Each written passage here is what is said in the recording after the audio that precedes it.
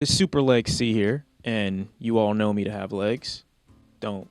Now, most of you know I've been on this workout kick since early 2019, and one of the biggest issues that's been plaguing me since then has been finding music to listen to in between my rest periods. For those who don't know, I don't like taking long breaks in between my rest periods because I like to keep my body under tension for a very long time. So it's a huge hassle when it comes to trying to shift through music to figure out what song I'm going to work out to next without losing the experience that I'm going to gain in the gym. That is why this video is sponsored by Audiomack. What's Audiomack? If you just let me speak, I could tell. Audiomack is a music streaming platform that, in my opinion, caters much more to the music itself than the size of the artist. And if you know me or anything about me, you know I've always been an advocate for smaller acts that have a harder time getting their music out there. I found it beautiful that when I went to the trending tab on this app, I found people like Wale, people like Cameron. Seeing something like that, in my opinion, incentivizes and encourages artists that are smaller to upload their music to the platform regardless of their competition. As someone who reviews music like myself, it is extremely important to me to keep up to date on music that's coming out that doesn't necessarily always come from the biggest of the artists. I listen to a ton of music on a regular basis as someone who gives their opinion on music frequently, and these options, these settings, these tabs make it a lot easier for me to stay up to date. Did you tell him about the Verify series, I was though? getting to it, man. Just let me do my thing. Me being so anal about my entire music listening process and wanting to have complete control over what goes into these ears, I was equally as excited when I saw their Verified series. You guys know how disappointed I was when the Grammys gave Everything Is Love, which is a hip-hop album, the win in the R&B category over albums like War and Leisure and Ventriloquism. Having music appropriately placed in its proper category is extremely important to me. You want to see who to follow, you go to the suggested following tab. You see people like DaBaby, Eminem, Cardi B, Young Thug. You know, you want to hear Eminem body Machine Gun Kelly on a record again, go right to his page. Boom, Kill Shot is the very first song. After quite a few scrolls, I was really excited to see JPEGMAFIA, the only artist on this channel to get a 10 out of 10 perfect record this year for All My Heroes Are Cornballs, which I'm so excited is actually on this app. I can play it while I'm going on my day-to-day. I'm always in an area where I get low phone reception, and it's really great that I can play these songs off the internet, offline, download them before I leave the house, go on about my day and explore the world happy with a smile on my face, not having to talk to anyone because I have JPEGMAFIA's album playing in my ears, thanks to Audiomack. This app is free. And there aren't any annoying audio ads that play in between the songs. I just think in a day and age where it seems so difficult to find new music and new artists to gravitate to on the regular, Audiomack kind of prioritizes its ability to find the diamonds in the rough. So if you want to go on a bit of an Easter egg hunt yourself, find new artists, new music to listen to while still having a pool of great music from bigger artists to listen to at the same time in one spot, I would definitely encourage that you follow my link in the description and download the app for yourself. Okay? This could be a beautiful thing, okay? We could be beautiful. All right, man, seriously, like, I'll be linking you to the playlist itself in the description down below.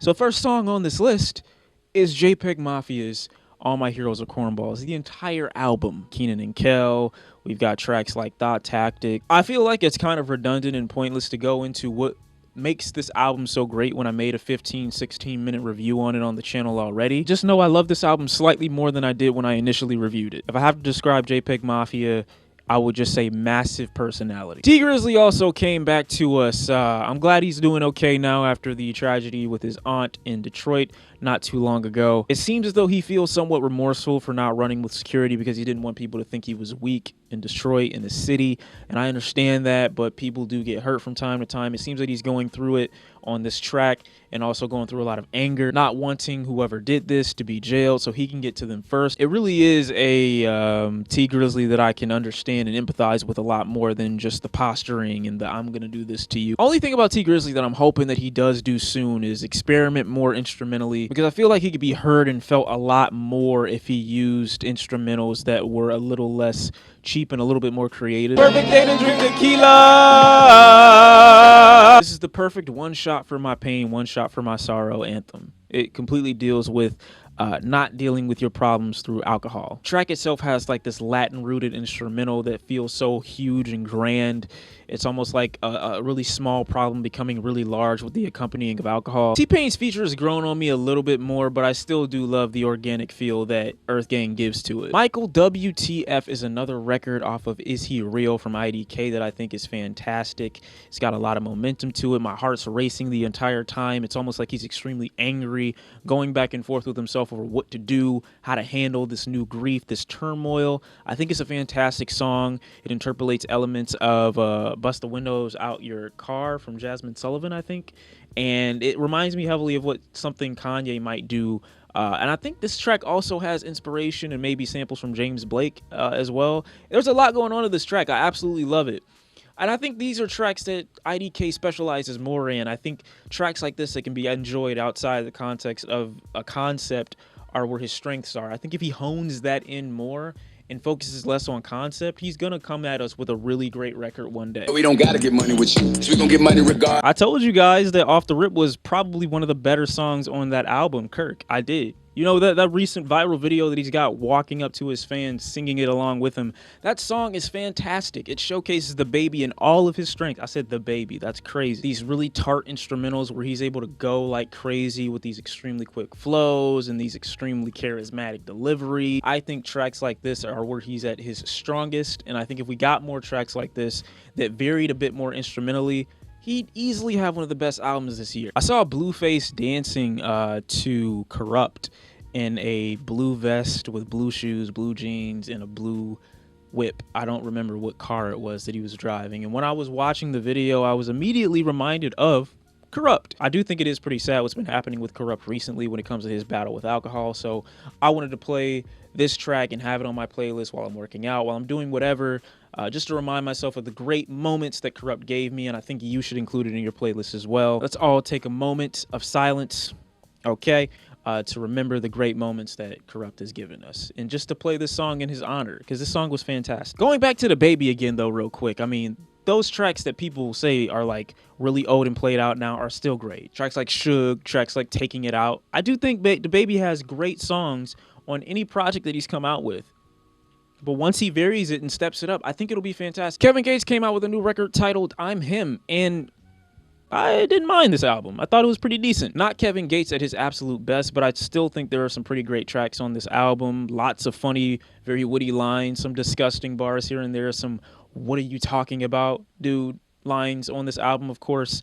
One of my favorites being Facts. Much more generic, but his voice, it carries such a charm to it. That's how I feel about most of Kevin Gates' music. I mean, even if I don't like what he's talking about, his voice is undeniably one of the best parts of his music. Nasty, don't at me.